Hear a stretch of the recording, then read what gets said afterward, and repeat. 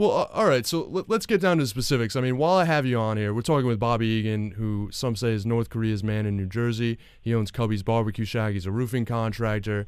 And you're saying some very interesting things. And obviously, this past week, while we're on the topic of guns, this past week, the NRA came out with its own report about how to deal with school shootings. And, of course, this is going to be sound element 5. And the former Congressman Asa Hutchinson from Arkansas basically said, arm teachers in schools and or at least create a training put a security officer that is armed in all these schools and create a training program for teachers that want it.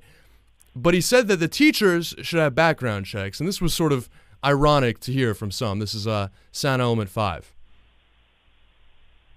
Well, background check. Shit, if you did a background check on me, you wouldn't send me to North Korea. Okay? You wouldn't have me sit down with world leaders. I've got a few things in my background. I made mistakes from here to there. For Christ's sakes, nowadays you yell at your wife and you get a domestic violence complaint on you. They don't ever want you to have a gun. What the hell does that have to do with anything? You had an argument with your old lady. That's the problem with government.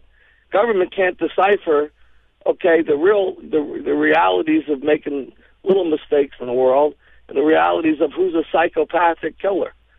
Okay, they can't. So what they're going to do is anybody that has any blemish, anybody that has any argument with anybody, they're not going to want to have a weapon. Okay, if you got a fist fight and you got a simple assault against you when you're 18 years old because you had a fist fight on the playground, you're never going to be able to hunt again or own a weapon? That's nonsense. And that's the problem with these background checks.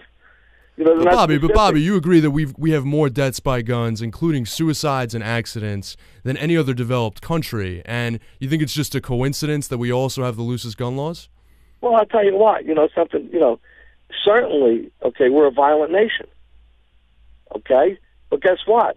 We also have the least chance, of being repressed by our own government or having another country come into this country and repress us.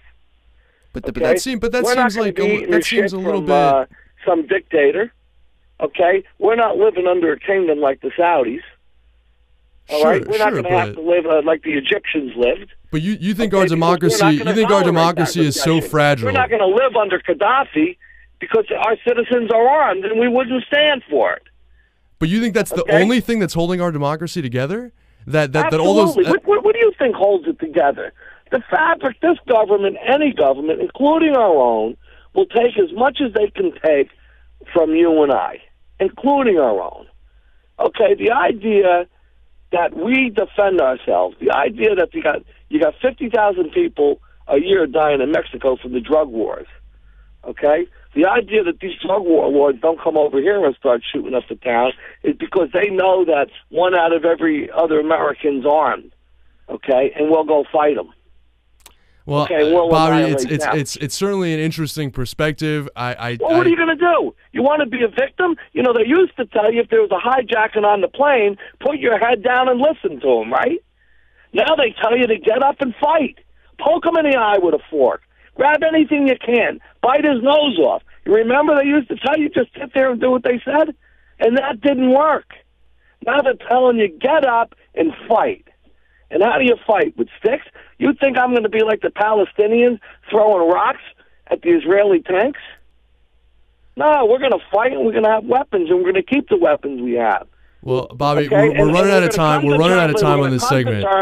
We're a violent society. All right, well, we're a bunch of cowboys and whiskey drinkers. We're not chess players and symphony listeners. That might be a small part of the country. But there's a whole part of this country that understands I'd rather die defending myself, than be repressed by my government or another government. Well, it's certainly an interesting perspective. And, Bobby, I appreciate you joining us here on Take Action News. When we continue, we're going to be talking with the Speaker of the Connecticut House after this. All right, buddy.